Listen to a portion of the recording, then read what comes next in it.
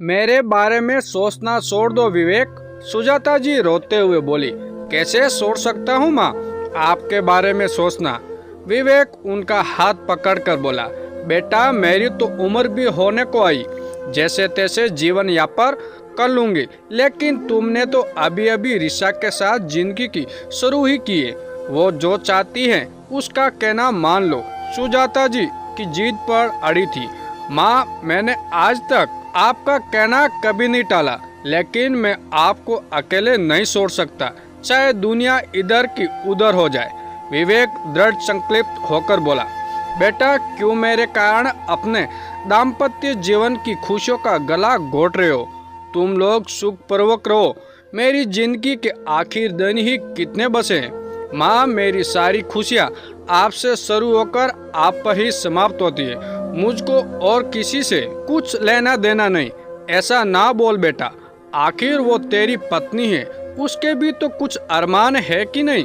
माँ मैंने आपसे कह दिया ना कि मैं उसका हर कहा मानूंगा, हर अरमान पूरा करूंगा, सिवाय इसके कि मैं उसका घर जवाई बन जाऊं। और कोई सारा भी तो नहीं है बेटा। उसका कहना भी तो यही है कि उसको वो सारी सुख सुविधा नहीं मिल पा रही है जो उसके मायके में है, इसलिए वो तो यही धमकी दे रही है कि उसके मायके जाकर रो, वरना वो तुमसे तलाक ले लेगी। बड़ी मुसीबतों का सामना करके सुजाता जी ने विवेक का पालन पोषण किया और उसे पढ़ाने के लिए अपनी पूरी जिंदगी दांव पर लगा दी। सुजाता जी की मेहनत रंग लाई और विवेक को बैंक में मैनेजर के पद पर नौकरी मिल गई। सुजाता जी की भाभी को विवेक बहुत पसंद आया और उन्होंने अपनी बेटी ऋषा का रिश्ता विवेक से करने की इच्छा जताई। सुजाता जी ने भी रिश्ते में कोई बुराई ना देखते हुए संट मगनी पट ब्याह कर दिया। ऋषा जब ब्याह करके आए तो शुरू में तो सही रही, लेकिन विवेक का अपनी माँ के प्रति झुकाव उसे बिल्कुल रास नहीं आया।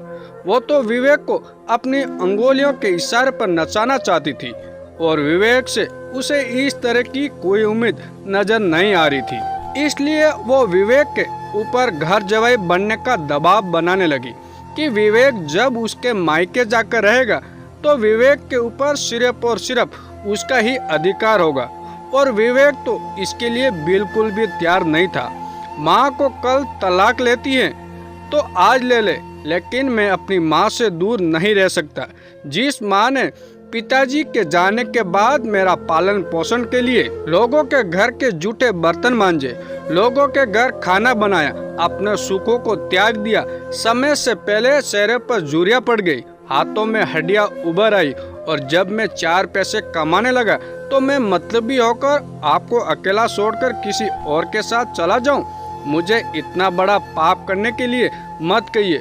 लाखों मेरी खुशियाँ कुर्बान माँ तेरे खुशियों के ऊपर। माँ तेरी हर बात को सिर माथे लगाया, पर यह बात कभी नहीं मानूंगा, कभी नहीं।